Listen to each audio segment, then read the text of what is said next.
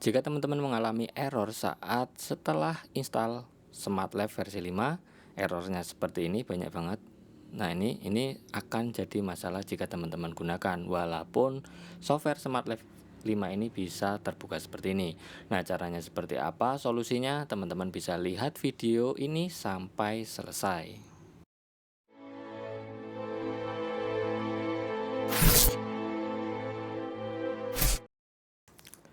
Jika teman-teman mengalami hal yang seperti tadi, teman-teman bisa uninstall terlebih dahulu software SmartLab versi 5-nya.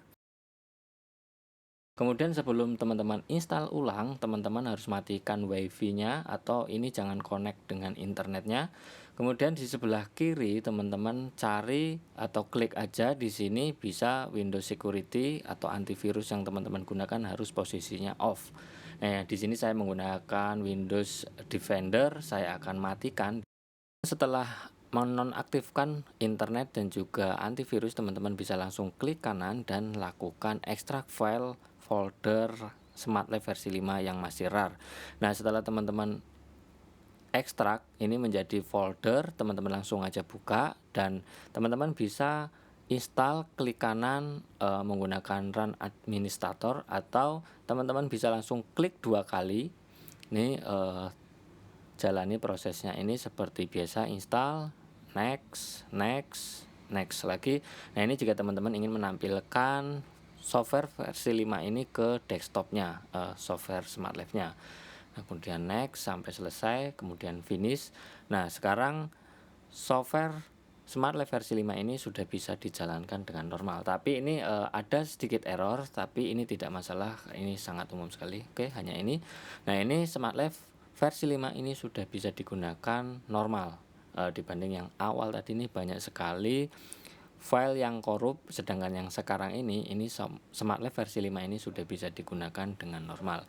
Nah, untuk menggunakan teman-teman bisa setup dari awal. Nah, di sini saya akan setup di bagian setup device-nya. Nah, di sini teman-teman bisa masukkan atau pilih soundcard yang teman-teman gunakan. Di sini saya menggunakan RME Babyface, saya pilih input 1 dan input 2. Karena di SmartLab versi 5 ini tidak bisa multi channel, hanya 2 channel. Kemudian saya pilih bitnya, saya biasa menggunakan 24 bit atau jika ada yang lebih tinggi saya akan gunakan yang lebih tinggi. Kemudian di sini ada settingan grab atau tampilan. Di sini teman-teman bisa mengubah namanya. Di sini saya akan ubah menjadi VA Pro Audio. Nah, untuk settingan di bawahnya ini teman-teman bisa mencobanya sendiri kebutuhannya seperti apa, karena setiap penggunaan ini pasti beda-beda kebutuhan. Kemudian teman-teman bisa masuk setup yang lainnya, device. Nah, teman-teman bisa masuk setup untuk di bagian inputnya ini menggunakan sample rate 48 dan ini FFT-nya bisa dipilih sesuai dengan kebutuhan teman-teman. Nah, kemudian ini ada sinyal atau referensi. Nah, ini masuknya adalah channel 1 ini warna hijau dan kemudian yang biru ini channel 2-nya. Kemudian setup bagian impulse respon. Nah, ini juga bisa disamakan dulu sample rate-nya 48. Jika teman-teman akan mengatur ini menggunakan suhu Fahrenheit atau Celcius, dan juga ini bisa di setup berapa suhu rata-rata di lokasi teman-teman tinggal. Misalkan kayak di tempat saya sekitar ya mungkin 29 sampai 30 derajat Celcius. Saya masukkan datanya aja. Nah, untuk data yang lain di sini setup yang lain teman-teman bisa menyesuaikan dengan kebutuhan teman-teman semua, karena ini yang lain hanya untuk mungkin sekedar tampilan atau yang tidak terlalu spesifik di sini. Oke. Nah, ini dengan setup seperti ini udah oke, teman-teman udah bisa menggunakan SmartLab versi 5. Sekarang ini posisinya saya coba on. Nah, generatornya saya on, bisa diklik di bagian generator ini. Nah, diklik di bagian generator, pilih sinyalnya ini bisa ping noise, ping sweep. Jika teman-teman menggunakan ping sweep ini biasa digunakan untuk pengukuran impedensi. Nah, caranya seperti apa untuk penggunaan impedensinya teman-teman bisa lihat video saya yang sebelumnya. Nah, untuk levelnya teman-teman bisa ubah langsung di sini atau langsung klik langsung di sini. Nah, ini plus 3 dB atau minus 3 dB. Jadi enggak per 1 dB. Oke, nah untuk FFT-nya teman-teman bisa langsung klik di sini, bisa diubah juga jika ingin merubahnya. Oke, nah sekarang ini posisi spektrum, ini hanya RTA. Nah, untuk masuk ke transfer function klik ini.